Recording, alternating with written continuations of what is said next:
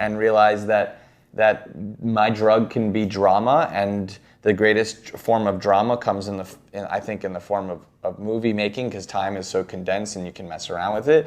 And expression is something that can really be of value.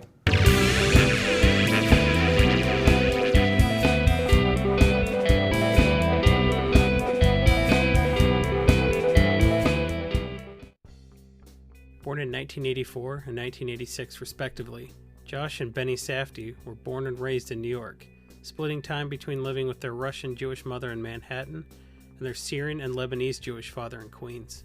Their father was a film enthusiast, and he would often use a video camera as a babysitter for Josh and Benny, who spent large swaths of their formative years unsupervised. They both attended Columbia Grammar and Prep School and Boston University, where Benny left a physics program to join his older brother in film school, graduating the year after him. While Josh's The Pleasure of Being Robbed played at Cannes, Benny released a series of shorts, including his own Cannes entry from that year, The Acquaintances of a Lonely John. Josh and Benny themselves became acquaintances of YouTuber Casey Neistat, who both financed their early ventures and convinced Josh to demand more and more money for the Kate Spade commercial that eventually blossomed into The Pleasure of Being Robbed. They worked together on 2009's Daddy Longlegs, a mostly autobiographical film about a single father ill-equipped to raise two boys on his own following a divorce. Feeling confident with the series of short documentaries they'd made up until this point, their third feature was a full-length documentary, chronicling the life of eponymous Lenny Cook, a promising basketball wonderkind. Lenny Cook played at Tribeca in 2013, and, buoyed by their success, the Safdies followed up the next year with an adaptation of an autobiography about heroin addiction that it became the film Heaven Knows What, starring Ariel Holmes, the author of the book. Heaven Knows What premiered at Venice and had showings at the Toronto, New York, and Tokyo film festivals, catching the attention of actor Robert Pattinson. Pattinson harangued the duo for months until they relented and cast him in 2017's Good Time, a tense and frenetic thriller about the aftermath of a botched bank robbery. Good Time's success was the push Adam Sandler needed to finally cave in and star in their latest film, 2019's Uncut Gems, a passion project they had worked on for years in countless drafts. Uncut Gems was one of A24's highest-grossing releases ever, and it was one of the most surprising revelations of the entire year. Not satisfied with their success, the Safdies went to work on a script for a remake of 48 Hours, which they insist is not a strict reboot. They've also recently sold a pilot for a parody of HGTV, starring Nathan For You's Nathan Fielder, who will co-write the show with the brothers. Whatever the future has in store for these young, enterprising filmmakers, the sky is the limit and the world anxiously awaits their next offering. Welcome back to Film Hooligans. I am John, the host, and as always, I'm joined by my co-host, Mr. Jason Alt. Hey John, thanks for joining me for this wonderful episode. Absolutely. We are brothers in cinema, like the focus for tonight. That is the Safdie brothers.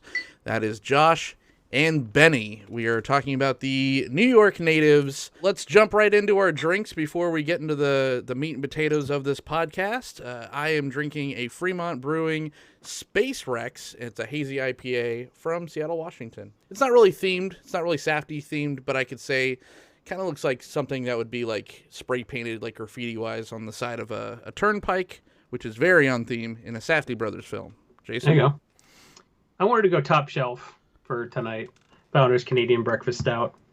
The maple and coffee and chocolate infused bourbon barrel stout. Jeez, just everything delicious in a beer. It's a little hard to get last year. Suddenly put a bunch of it out and everyone still acted like it was super rare. So they got us. They tricked us. So I bought a lot of it because I was like, you can't get this. But then, yes, you could. Drinking through it now, but every time I feel like I want to treat myself, I will bust into one of these. And it's fantastic. And it's going to get me good messed up by the time we're done here. And it's Safdie brothers. So, Jason, will you finally join me in a L'chaim? Chaim. I mean, it's a good problem to have, right? You're like, they got us, but it's just like, oh no, I have all this delicious beer. All this beer that I like, and I can age it for various amounts of time. Yeah. It's life so rough. Good problem to have, but it is a problem. Let's start at the beginning. They have a very interesting origin story. This isn't like a typical film hooligans where we kind of be like, oh, well, these people went to this school and this happened and this happened. Because, they did. But that's not what was really interesting. What was interesting is you get to know their origin story through their cinema. Like, everything that they do is so honest and raw and about them in a way. Yeah, everything's somewhat autobiographical. You always want to be what you hate, which is strange when you're at that age. But our dad was really, he spent one of his bonuses on a video camera in 1988, and he had these aspirations of, he always wanted to be a filmmaker. So he would film us all the time and incite drama, to kind of create more interesting, product. What is interesting is their parents. And if you have been a fan of the Safdie brothers, more so than just seeing like Uncut Gems or even Good Time, if you've taken some time to kind of really dig into their filmography, you can see more of backgrounds, because a movie like Daddy Longlegs is almost, I would say, 80% autobiographical, because there was a time when, they were young boys, and I think the mom was in a hospital, and then the father would literally lock the boys in this like closet while he had to go to work. And it was like, that was the babysitting. He would leave comic books in this room with them and a camera. So they started, playing with, they had toys and stuff like that, but they started filming things at a very young age, obsessed with movies and cinema, and that's how he did a lot of his parenting. Instead of having like sit downs and like heart to hearts with his children, he'd be like, well, we're going to sit down and we're going to watch a movie that's going to articulate the message that I want to convey better. So he'd like, watch his son like fall and just be like, oh, well, this is very entertaining and this is a good lesson to watch later. I don't think there was a choice really to not be filmmakers later on. Like, that's all trauma, by the way, but also it's training. They were either going to become serial killers or filmmakers, so it's a good thing they picked up a camera instead of a knife, I guess, right? Sure. Even Josh said he's like, we very well could have turned to drugs, which he almost did, and decided to go more of a creative route. And how could you argue with the results? Yeah, definitely trauma, but you get probably some of the, and this is maybe a little hyperbolic, but some of the most, honest and raw films that I've seen in a while, at least from American filmmakers. They speak the language of the traumatized. Mm-hmm. So you can get a really, really honest movie, like Heaven Knows What, which I don't even know if that was a good movie or not, but it was certainly very faithful to the experience of that movie's writer, Arielle Holmes, who played herself in the movie. This movie kind of got her clean because her performance was so authentic in this movie because she was detoxing from heroin as they made the movie. Right. So she later went on to act a bit more. They do a good job of choosing the stories they make, certainly, but also I think that it seems very authentic because it is. Because they're documentarians, and when documentarians make features, it doesn't always work out, but for whatever reason, they manage to shoot features that feel like a documentary. Almost to a fault, because I feel like that realism and that grittiness, and it's not just like grittiness, because whatever, you could, a David Fincher film is gritty or something, it's too real. The difference between a Safdie brothers drug film and someone else's drug film is, even when you're going hardcore, Trainspotting has some hardcore moments, but for the most part, it's played in such a eye-gasmic way where it's entertaining and it's inviting for the audience to be entertained by tragedy.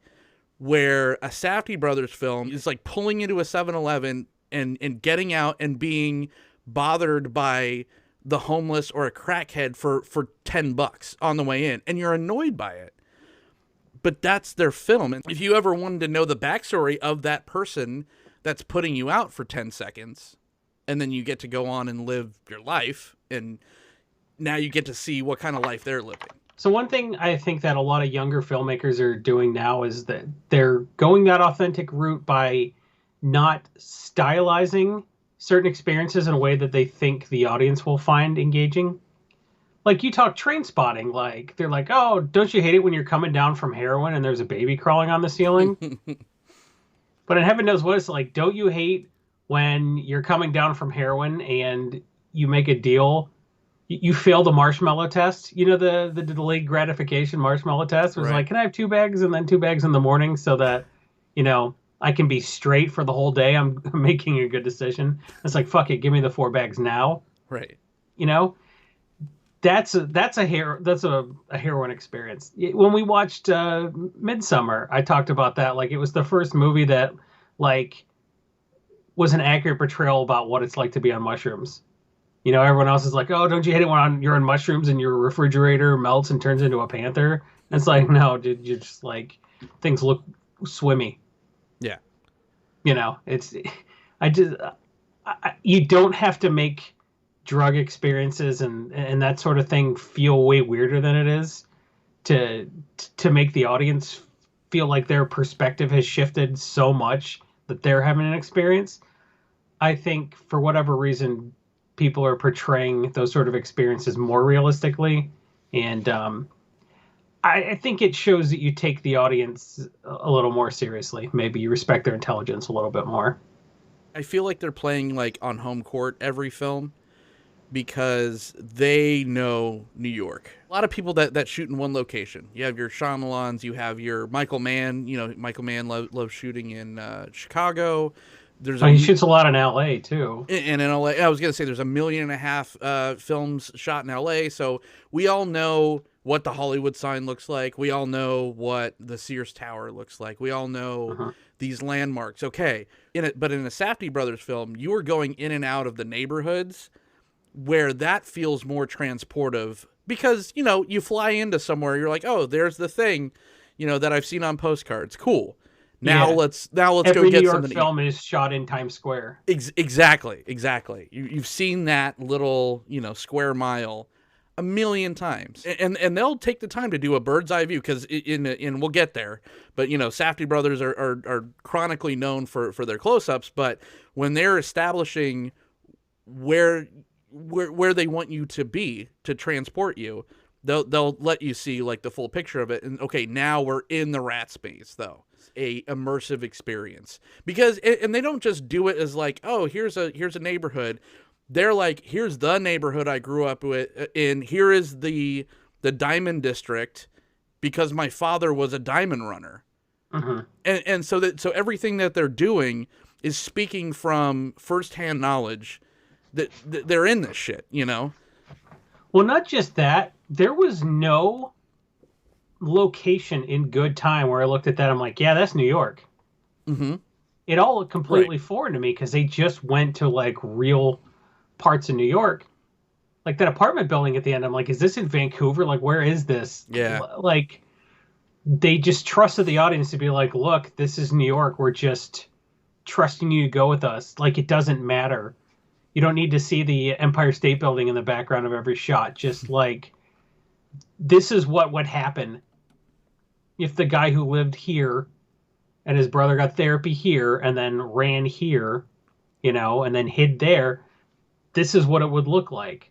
So the fact that like someone who's never really been to New York more than a handful of times and like only gone a few specific places, leaving all the touristy shit out of it and all the recognizable parts of New York, you know, just out of it. Like they took a city bus that could have been anywhere. They didn't take the subway, you know. I was just going to say it's shot like a bus ride home. And it's like, oh, I'm in a neighborhood. Oh, I didn't know neighborhoods like that existed in New York because I only thought New York was made up of Times Square. And because nobody really trusted you to be like, look, this is New York. Yeah. This is a real neighborhood. People live here. You know, this is what life is like for these people. So I thought that was interesting that they didn't endeavor to make sure you knew it was New York. They're just like, yeah, trust us. And I don't know. It didn't take me out of the movie. No, I appreciated it. It feels nice once in a while to not be pandered to. And I think I'll relate this a little bit to another film that you and I just recently happened to watch was Tangerine. Was kind of the same way. You're on this bus, you're cruising around this portion of L.A. that no one's gonna, you don't go to L.A. to visit Sunset and whatever, and it's just like, oh shit, but you're so in and out of there that you're so familiar with it, it feels like a second home by the credits roll. The only problem is I feel like they've made the same film a lot because it is kind of in these neighborhoods and it is kind of the same setting a little bit, albeit it's always a step above the last one. They have more pronounced noticeable growth than any other filmmaker that we've talked about. But they're just, every time they just learn a little bit more and they get a little bit more money and they are they're continually to make the films that they want to make now. Like they're just like, you don't have to see Pleasure Being Robbed. They went to Cannes for it at like 22 and 19 years old or whatever, but they're so passionate about what they have accomplished and they want you to see that. So I think what's happening here is they are continuing to make the same movie because they're bothering to find their voice. Like, joke writers talk about this a lot. It's just like the most important thing is to just get up on stage because you're going to write from the stage and like it's going to take you 5 years to write your first half hour and then it'll take you 2 months to write your second half hour sort of a deal. So just get up. They just made a bunch of shorts because they were finding their voice. And now that they found their voice, they're honing it by making, I guess, similar feeling movies, but they're just getting a little bit more grandiose. Like Daddy Longlegs and Good Time are similar movies to an extent, but like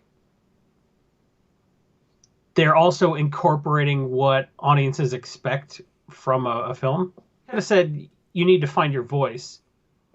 Josh said, it took me a long time. I was imitating a lot of shit, but when you find it, it's there. It's like, oh God, that's how I speak. But now I'm realizing it's all about specificity. Thinking about every single thing that goes into a scene is very important. Why is a character putting this on? Did they throw clothing on in the morning, or did they spend time thinking about it? Did they think about it the night before? These are things that change the way someone takes on their day. So I think once you have the beats down, like the major shit, you get to worry about minutia. And I think them worrying about minutia is why the films are getting better, because they don't have to learn how to make a movie now. Right. So I think it helps them to make very, kind of samey, but at the same time, like, not really. Learn to speak a specific language and they're applying it to better and better stories. I want to take back saying that it's the same movie over and over again. I want more so it feels like a shared universe, because it is. It's in the same area, and you could very much see these characters showing up in each other's movies in the background or whatever. These are the same neighborhoods. These are kind of the same level of people. It's just like Howard Ratner is probably the biggest celebrity or the most successful person in a Safdie brothers film. And so, they're choosing to focus on a certain type of character, a very flawed character, so that in the same neighborhoods. So I want to take back saying that it feels like the same movie over and over again, because it doesn't. They all have their own things. It's the same voice. So like you were clued into something that I think they talked about themselves, and that like they're learning to speak a language, and like it's like every mathematical proof is written out with the same basis, right? Mm-hmm. It's all written in the one language, but like stuff gets increasingly complex and builds on the thing before it. They were learning algebra and then calculus and then like linear algebra, and then like the stuff they did could get more complicated because it built on the stuff that came before it. So like, I don't think you're wrong to say that it doesn't feel samey per se, but like I think they're honing what they think should go into a movie. Mm-hmm. And I think what they think should go into a movie is somewhat, maybe not unique, but it's not what we're used to seeing. Yeah. Because you brought up Sean Baker, and he kind of makes the same sort of movies. it's good because it's authentic and it's not necessarily the movie people expected, but or even wanted to see, right? Like, sure. Who wants to be tethered to the most annoying person on the face of the planet? Fucking man. Holy shit, I'm gonna come. Well, I went in so blind to Uncut Gems, and I'm so glad I didn't know a single thing about it other than Adam Sandler was in it. Like, the first time I heard about Uncut Gems, they were doing the whole for your consideration push. It was like, they're like, please give this awards before anybody could even see it. So the first thing I knew about the movie, that it was like, okay, we think this could win awards, and Adam Sandler's in it, and I was like, well, boobity boobity boo, maybe I'll watch this movie. And it's not like we don't know Adam Sandler can be in a good movie. Like, how many years ago did we do P.T. Anderson, and Punch Drunk Love's, a top 3 movie of him for me. So yeah, I don't know. It's I don't think anybody knew what Uncut Gems was going to be, but it's like their Great Gatsby, right? Like, I heard F. Scott Fitzgerald was so, like, he did like 100 rewrites on Great Gatsby, and it's like a 100-page book. It's like, calm down, just get it out there. It doesn't have to be perfect. So I feel like this was like their dogma, where it just like sat in a drawer until they felt like they could do it justice. Like they wanted to do this a long time ago, and they waited until they were good enough, and I'm glad they did. This was their Dark Tower. They've been working on this movie since day one. And there was even a draft where Benny's character, Nick, from Good Time, was part of the film. Uh-huh. It was all culminating to Uncut Gems. This was the movie that they wanted to make since the get-go. And I think it was it's a love letter to, as much as they would write a love letter to their family, because they never speak ill of their parents, but they do. They are self-aware how nuts of upbringing they had, and sure. They, this was their nod to their father, so they wanted to do it correctly, and this goes so much further than Daddy Longlegs does. Daddy Longlegs is, I believe, probably their most disturbing film. As a helicopter parent, if you're a helicopter parent, you will have to go to therapy after watching Daddy Longlegs. I mean, just from like 5 minutes in, I was biting my nails. And that's coming from someone that's seen Uncut Gems more than once, because that movie will give you fucking diverticulitis. And Daddy Longlegs, I was just so upset. And they're just like, I've seen interviews with them are like, yeah, that was our life. Like, that's what happened. Mm-hmm. What's really interesting is the kids in that movie, the guy who played their stepdad is their real dad, Ronaldo from Sonic Youth. Mm-hmm. I don't know why that was important to note. Usually I'm the trivia guy, so I do appreciate. I just thought that was cool. It really was. When I knew we were going to do the Saftey brothers like a year ago, when we did our best of 2019 wrap up, and we both kind of liked Uncut Gems. Yeah. I knew we would eventually get around to talking about these fellas. I was prepared to poop all over them, because I'm like, how lame is it that they're like, oh, we got to have a basketball player. How about Kevin Garnett? Because a Garnett's a kind of gemstone. And I was like, that's so lame that they like, oh, we have to pick a basketball player with a gemstone name. I was like, that's so stupid. And then I heard an interview with them where they're like, we did like 100 drafts of Uncut Gems, because every time we wanted a new basketball player, we had to rewrite most of the movie. Like, we wanted that basketball player to play themselves in the movie, so it couldn't be somebody that like retired a million years ago. It had to be somebody that was playing when we set the movie. Jesus. So we had to keep changing when the movie was set slightly. And we wanted it to where they were playing a game against the Knicks, and then the next night they went to another city, so it had to be drivable. So it's like, oh, they had to be in Philly 2 nights later so we could drive to, it's conceivable to drive to New York to Philly.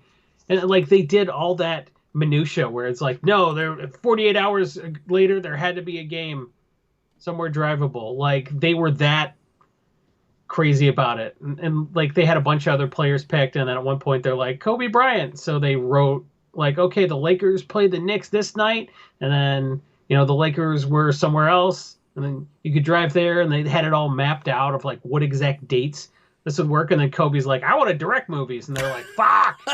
Yeah, I just spent months Kevin Garnett rewriting was this like shit. their 25th choice. They accidentally got a guy whose last name is a kind of gemstone. That blew me away. That like crazy coincidence when I thought it was just them doing maybe what they should have done in the first place. Right. And, Gems, Garnett, obvious. But what did Let's do Josh didn't want anything to do with Garnett because he fucking hated Boston. Because he's such a Knicks fan. Yeah, exactly.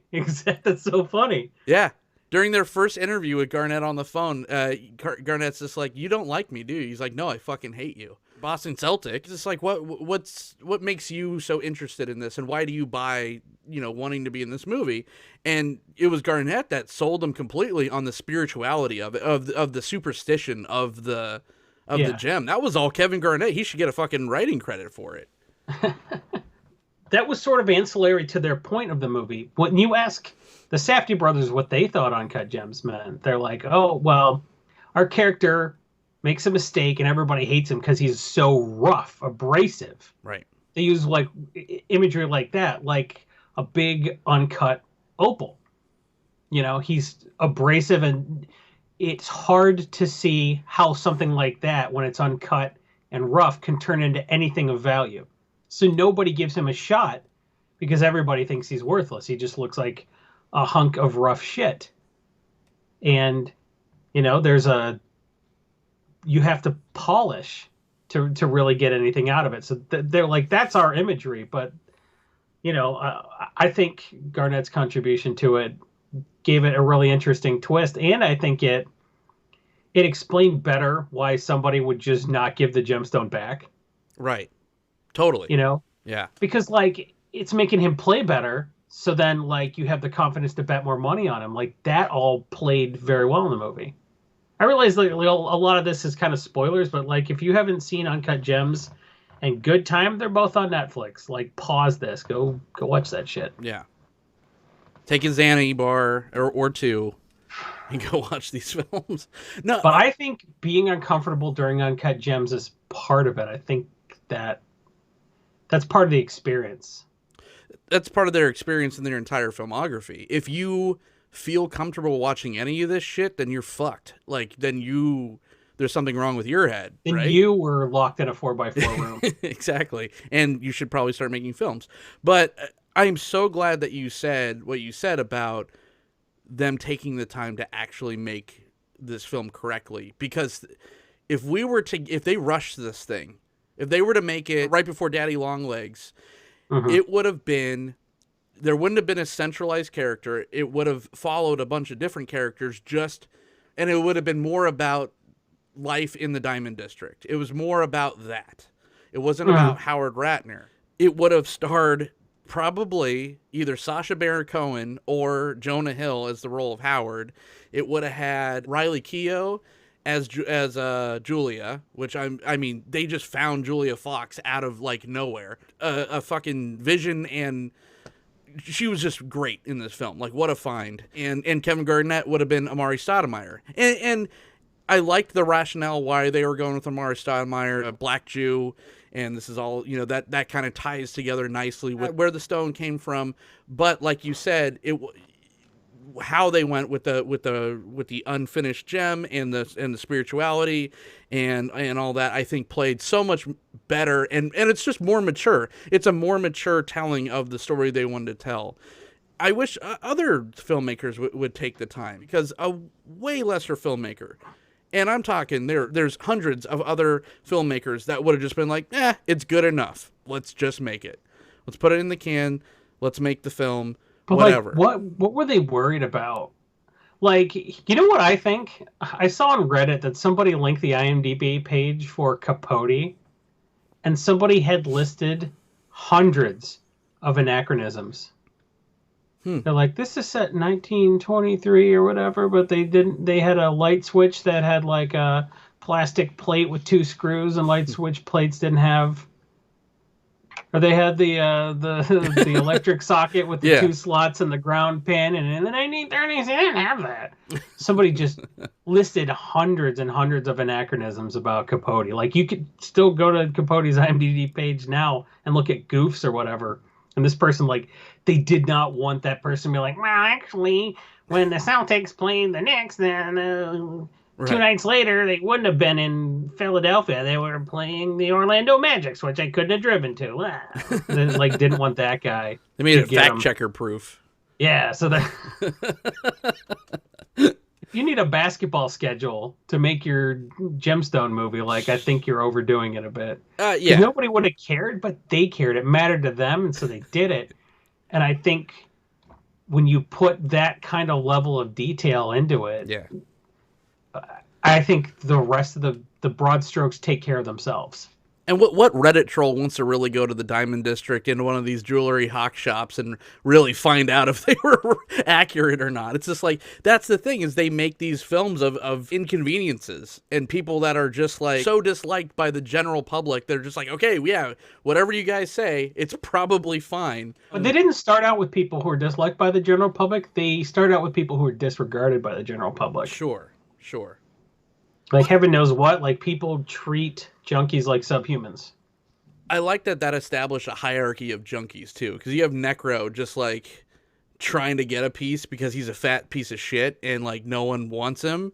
So he's like, oh, I'm going to go fish with dynamite and I'm going to go try to, hook up with this like better looking bum girl. And then even that, I don't know. It just, I know you didn't really care for the film that much, but I feel like it was really necessary to really spend that much time uncomfortably with these folks. It was just like, it was a bad Kids to me. Yeah, like, I people was have made Kids movies vibes. like this that weren't boring. Like, this isn't the first movie to talk about what it's like to be a disaffected youth or to be a junkie, but it was sort of like, this is the first one that didn't really say anything. Yeah. So, like, it was fine, kind of, per se. I think this would have worked better as a book. It was bookended by better movies. Yeah, definitely. For how, I guess, bleak or unnatural their origin story was, they started out kind of like fell into success a little bit, and not to take away from talent or anything. No, I think everybody needs luck. Yeah. Like, it's either they got lucky and it seemed like it was really easy for them, or nobody would ever have heard of them at all. Mm-hmm.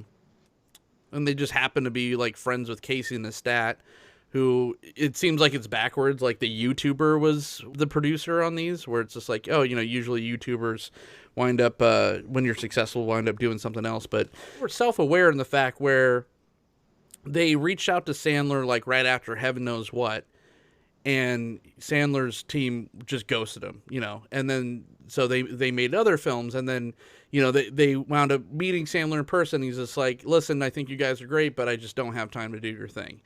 And so that's when they started like casting into like looking to Sacha Baron Cohen or Jonah Hill, and then like they saw Good Time. And they only got Rob Pattinson because Good Time saw Heaven Knows What, and he literally emailed them and said, I need to be in your film. Like, this is just something, he was doing a whole career change and all that, so he wanted to kind of push himself into a different direction. Like, imagine just being so rich by the time you're 20 that you're like, same thing with Daniel Radcliffe. It's like, I can make any goofy piece of shit I want. I don't have to do one for you, one for me. I could do 3 for me. I'm going to go do Swiss Army Man. Yeah. Or Horns. Or like, Daniel Radcliffe never made a movie that anybody else wanted him to make again. Like, he killed Voldemort and he's like, fuck you, I'm done with all this. I'm just going to do goofy shit. Yeah. I don't need the money. I just need people to forget I was Harry Potter. Elijah Wood too, right? For making every weird piece of shit. Good for him. Yeah. And Pattinson's been on a tear, right? Since Harry Potter and Twilight. It's just like, he did a Cronenberg film and some other shit. Like, now he's Batman, so. The Upside Down gives you COVID. We are really dating this episode hard. There's like a 2-week period where production was halted, and I just like directly referenced it. Very specific.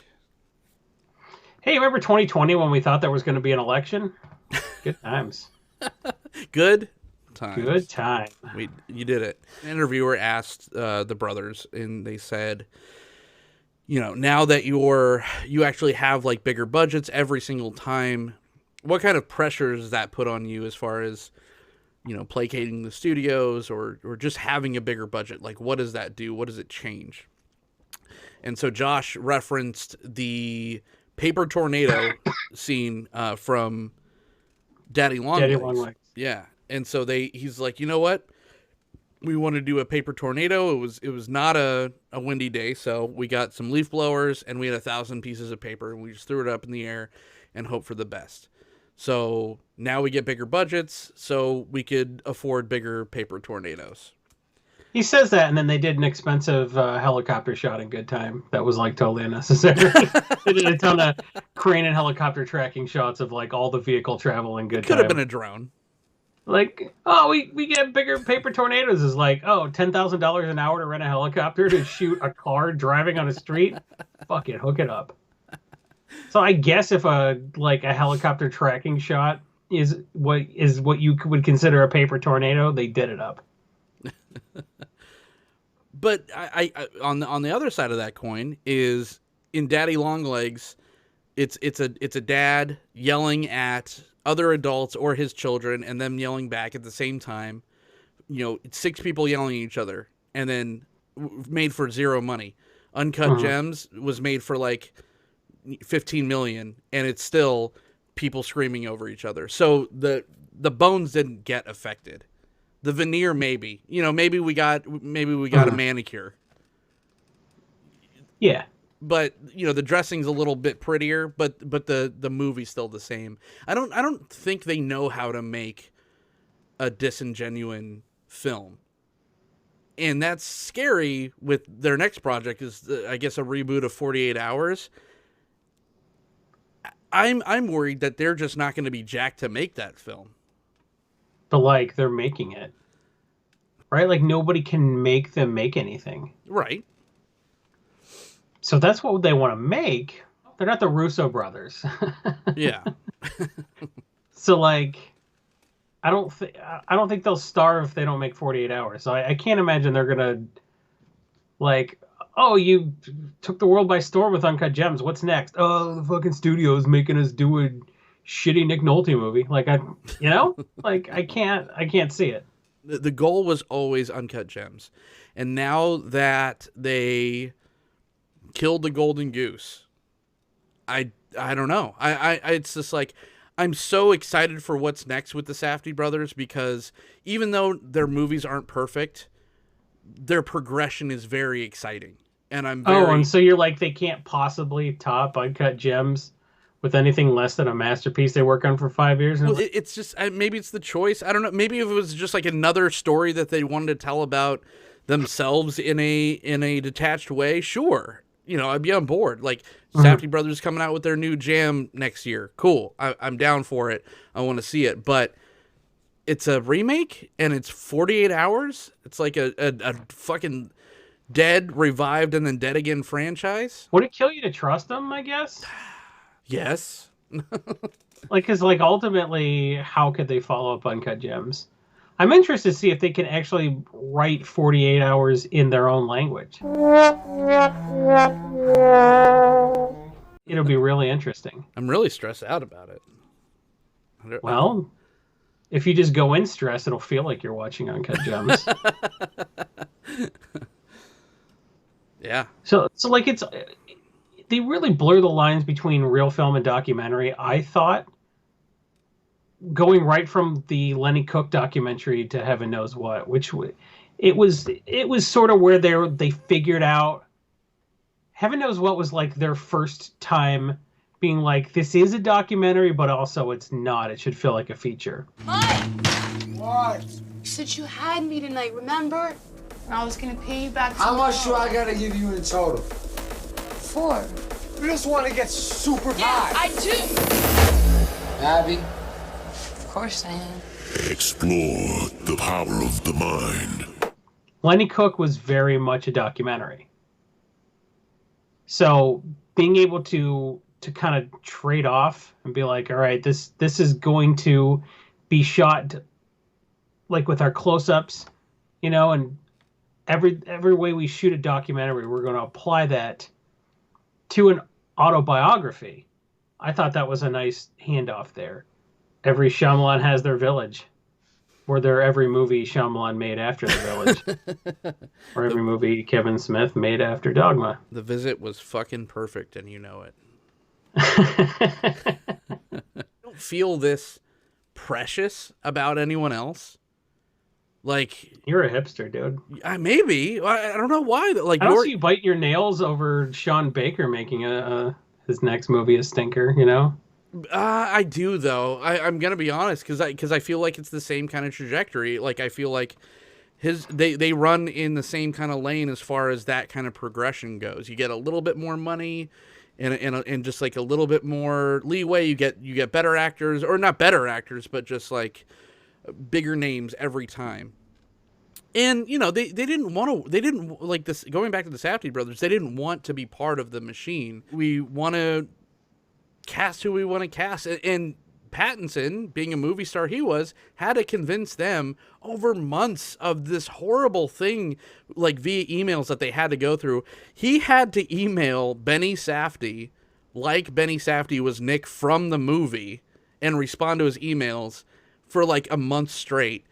And while Josh was like, at any point, if he doesn't come off as like authentic or whatever, like responding to the Nick character, he's fucking out. Like, that's crazy. He's done. And they're doing this to Robert Pattinson. One of the biggest allures of watching Safdie Brothers films, it's like watching someone play those choose your own adventure games, but the person is constantly picking the wrong thing to like get you killed or something. But you have no choice. You're just like, no, you idiot. You're fucking yelling at your TV. You're screaming. You're just like, no, that was the wrong choice, obviously. How come you didn't pick that up? But they're always making the wrong choice. And I guess that's the fun of it, right? It's like every filmmaker saw the parable of the scorpion and the frog, and that like reminded them how to write a character. Mm-hmm. It's like, because so much of film and TV is that dramatic irony where everyone watching is like, dude, I would never do what you're doing while you're doing what you're doing. Why? Who does that? You know? But like the character has to play their character. It's like when you're playing Dungeons and Dragons and you have to do something stupid and the rest of your group is like, why did you set off that trap? He's like, because my character wouldn't look for a trap.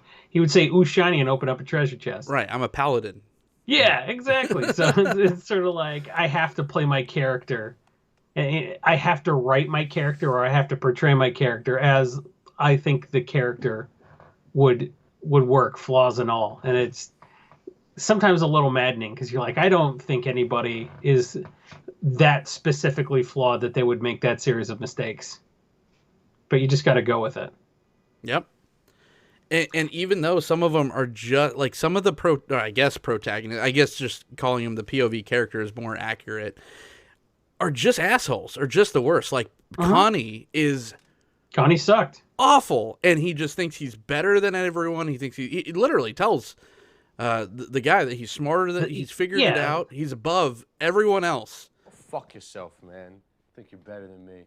I am better than you. You're an ignorant fuck, bro. No one's better than any next man, all right?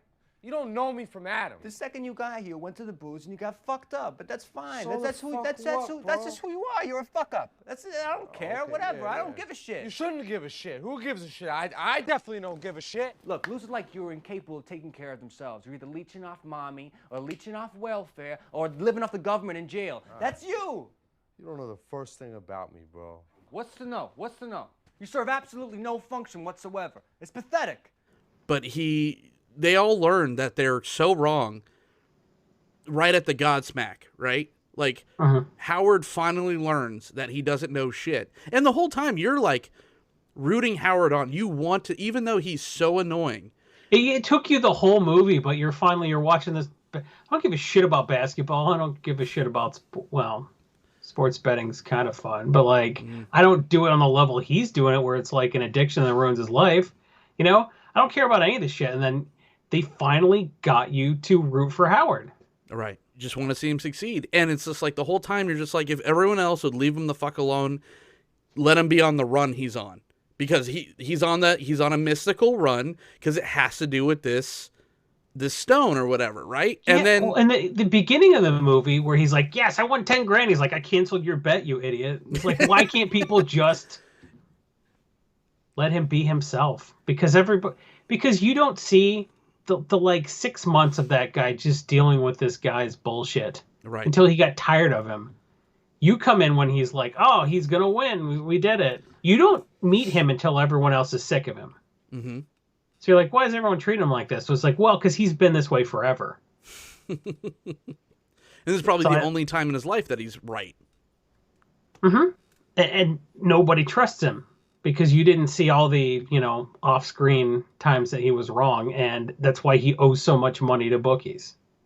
And random bums in the street that he has to give fake Rolexes to. Mm-hmm. He figures it out, at the end or near the end or whatever. Connie figures it out that it's like instant karma. He's calling this guy out because he's such a piece of shit, and then he's like, I'm above the whole system. I figured it out. He's a fast thinker. He navigates that very difficult, 24 hours that he's put into. He knows exactly how to use people. Mm-hmm. He's a charming sociopath. Right up to the moment when it matters. Mm-hmm. So everything, like, I don't agree that, like, you felt like everything Connie was doing was wrong and out of character. They wrote him so well that everything he was doing was wrong, but it's exactly what an angle shooter like him would do. Mm-hmm. He just uses people. He spends the whole movie using people until he runs out of people to use. And then you find out the whole point of that movie was just like, it should have been called Your Brother Will Be Better Off Without You. That should have, yeah. That's what that movie should have been called, right? Totally. Yeah. You literally could just show like the first 5 minutes in the credits and you're like, oh, that's Nick's arc. And yeah, it's about a guy who needs help and then gets it. And then his brother doesn't come in and fuck with him at the end. Yeah. Yeah, it's 90 minutes or it's 70 minutes of just someone interrupting like therapy. Really. What's really cool about that movie too, which is also disgusting. I'm not promoting anything that I'm about to say, but it's just like, oh, well, how would he, we're always like scrutinizing characters in films, just like, oh, that person would have never done that. Or in real life, that was a cool scene, but in real life, it would have happened like this. It would have played out with this. It's like, no, Connie makes out with a 16-year-old. He beats the living shit out of a poor security guard and then goes to their house and shit. Like, these are like real ways that a person with nothing, like no morals or anything, would do to get through it. And it doesn't make him smarter and it doesn't make him better. Like he soon finds out, it makes him a complete scumbag.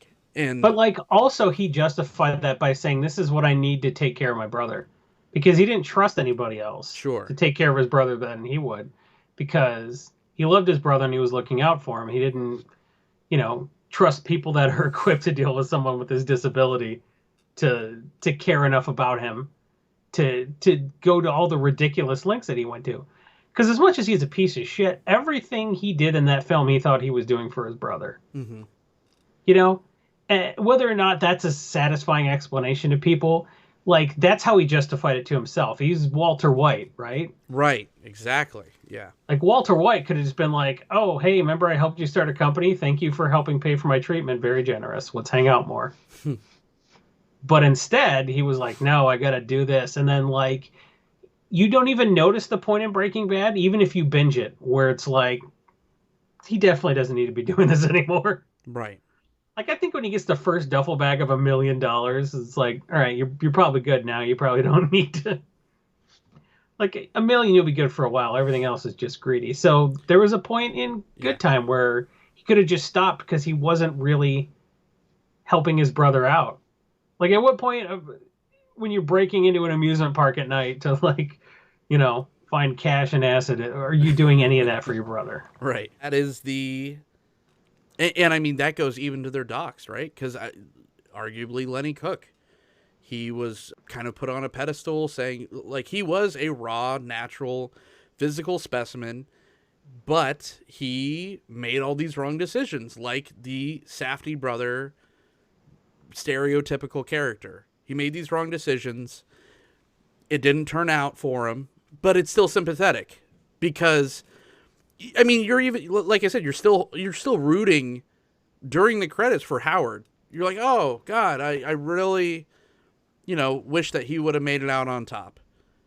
But there's no reason why. Like, he did nothing right. Like, there was no other conclusion for his character because he was such a piece of shit.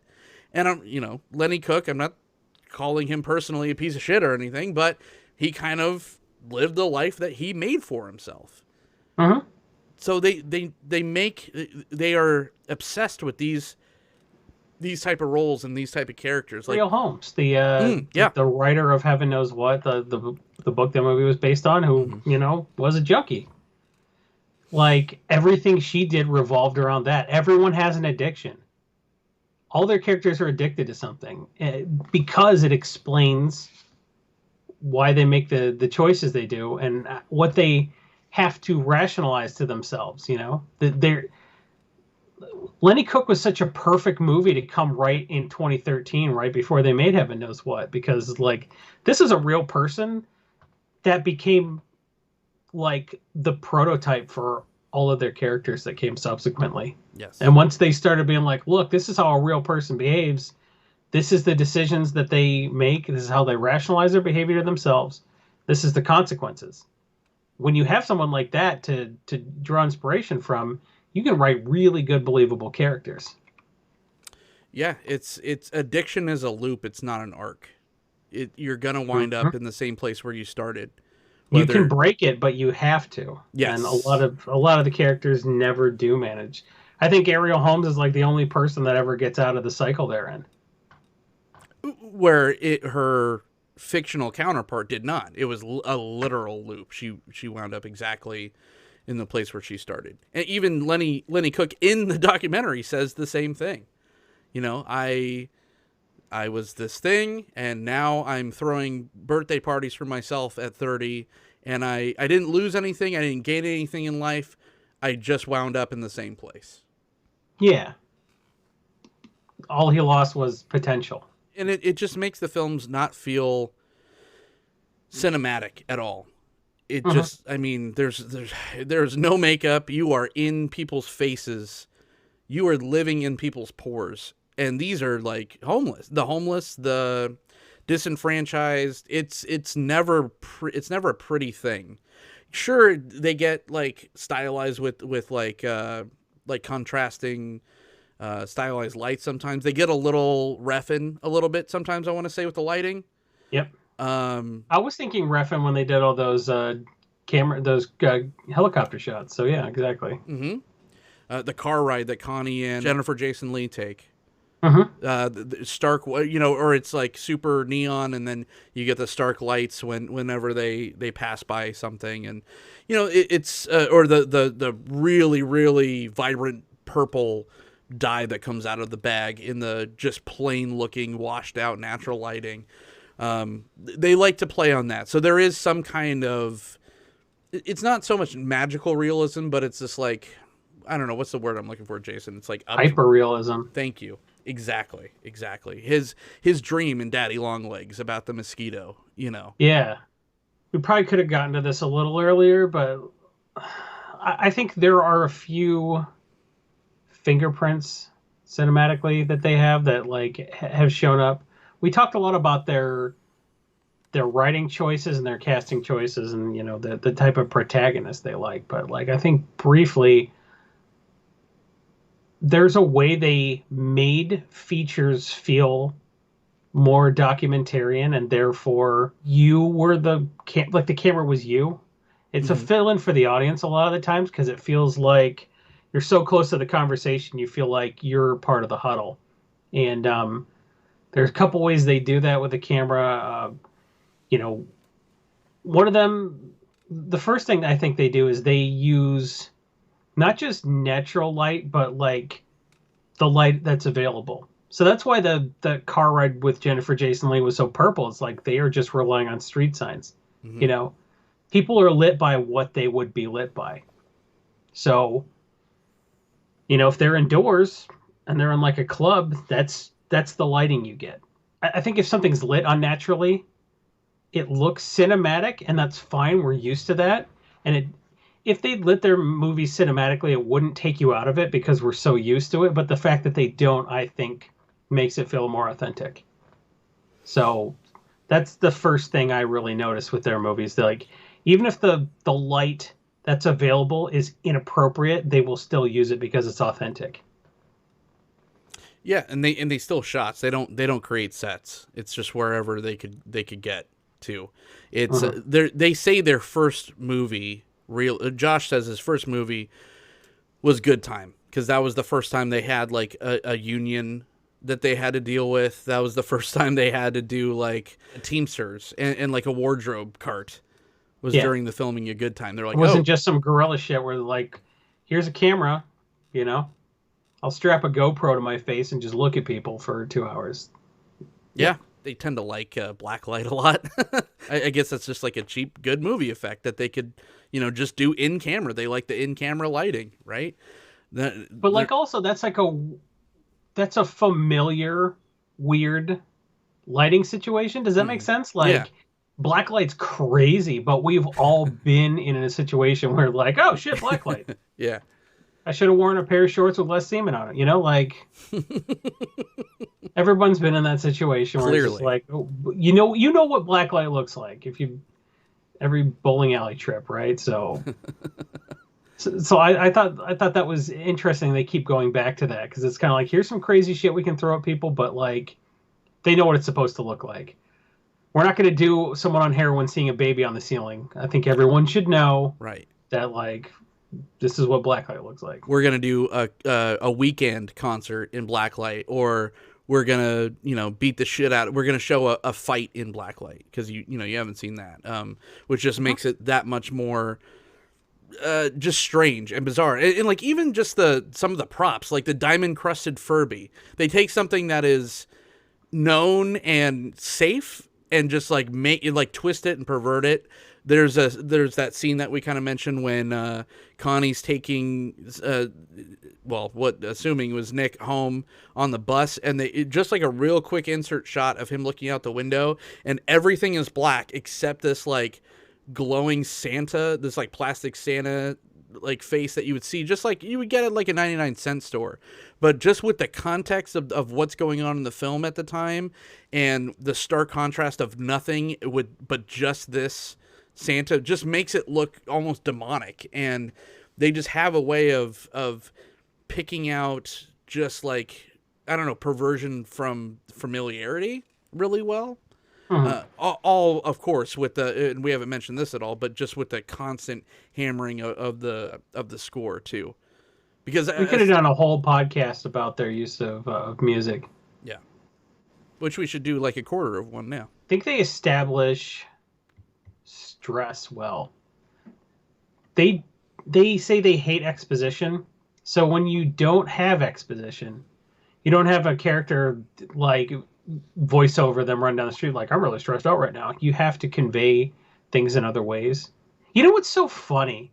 When everyone's stressed out watching Uncut Gems because everyone's having dinner and everyone's yelling, it's like, that's every fucking dinner. Right. That's every dinner when there's 19 people in a room just all talking. That's every dinner you've been in. But like when it's on screen, you're like, I need a Xanax right now. Why? Why is that so crazy that like things that are actually realistic that happen to all of us all the time, when it's on screen and it's jacked up to 11, you're just like, I'm so uncomfortable right now because it feels so different, but why does it? And I thought that was really interesting that like another Sandler movie, Punch Drunk Love, when he got so stressed out that all his sisters are talking over him that he had to smash a plate glass window to get everyone to shut up. Right. Come on, gay boy, it's time to eat. Who's he gonna be? I don't know. He's like, maybe he's just worried that we're gonna give him a bunch of shit. He said he wouldn't come if I brought him. He did? He's such a fucking asshole. Why do you? Well, I don't know.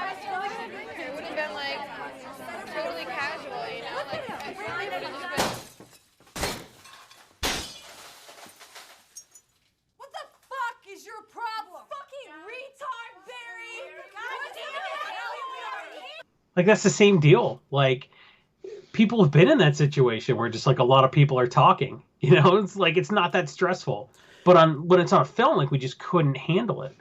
And you know, when you add frenetic techno beats to the background, you can establish how stressed somebody is without the actor having to really act all that well.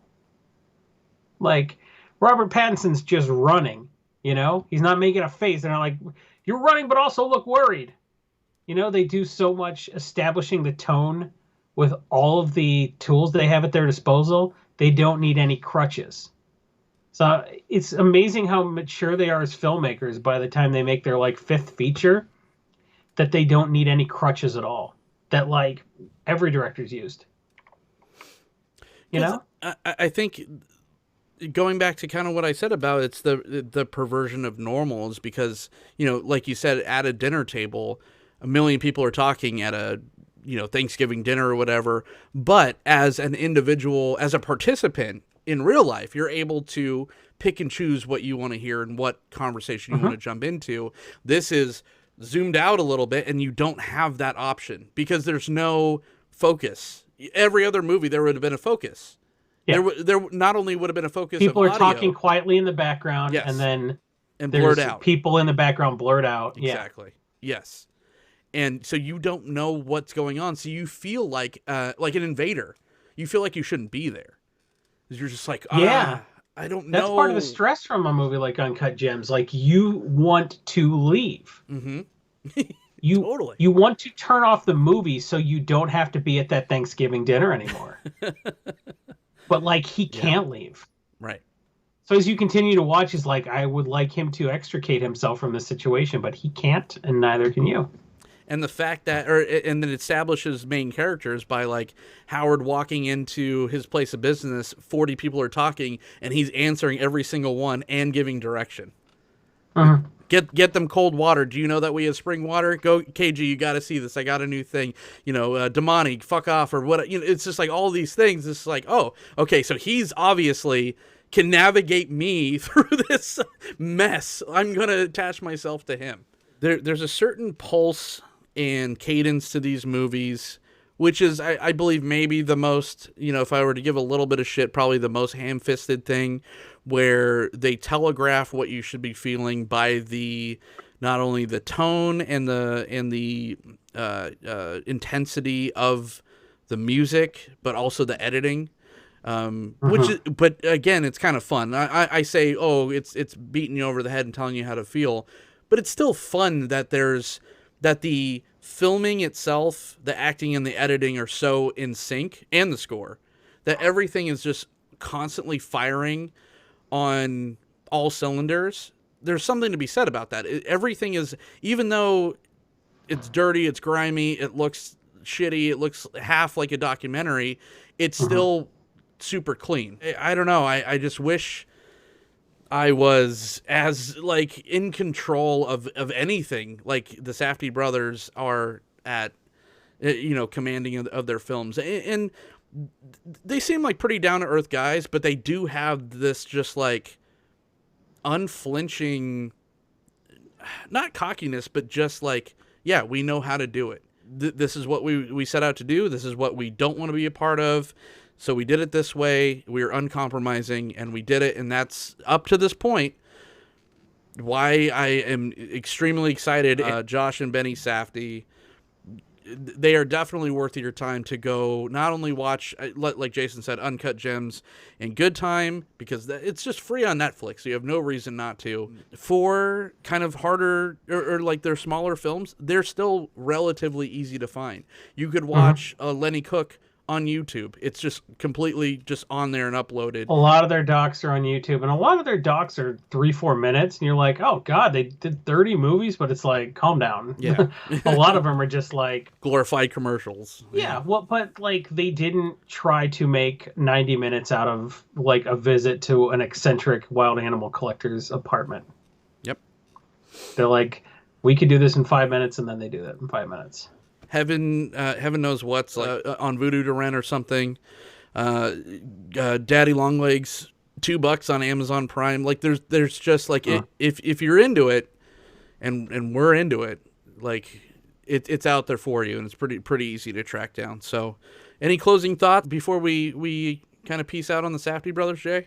They don't know it's another good movie ever. If they totally Kevin Smith and make 4 good movies and then stop, that they forget how to make anything good, because they never put as much effort in anything as they did with Uncut Gems, and like it turns out they don't just make better paper tornadoes, they make shitty decisions because they have more money. They make sharknadoes.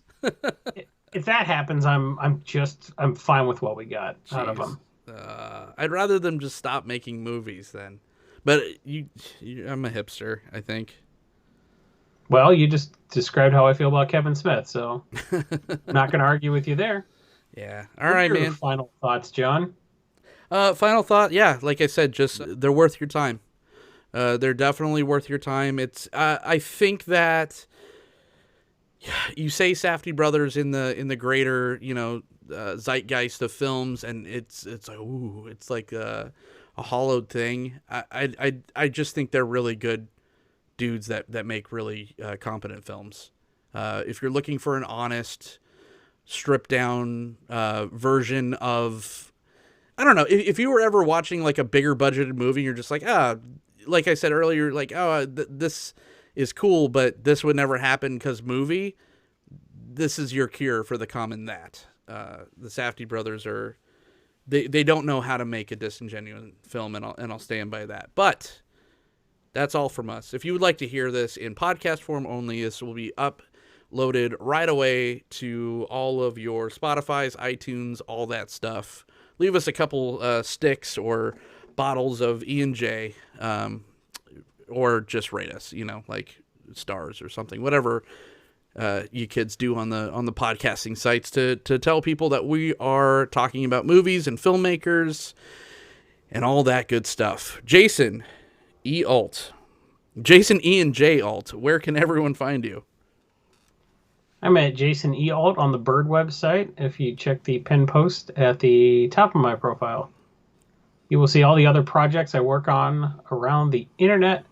If you like my dumb opinions, I have dumb opinions about things other than film. And I would just like to personally thank everyone who came and watched this video or listened to it in podcast form. Thank you so much. If you didn't know, Jason E. Alt is the Howard Ratner of the Magic the Gathering community. I am John the host, and you could follow me at John the host. You could also follow this very podcast or video show, whatever, on the Bird site at film_hooligans. Until next time, we will see you in the Diamond District.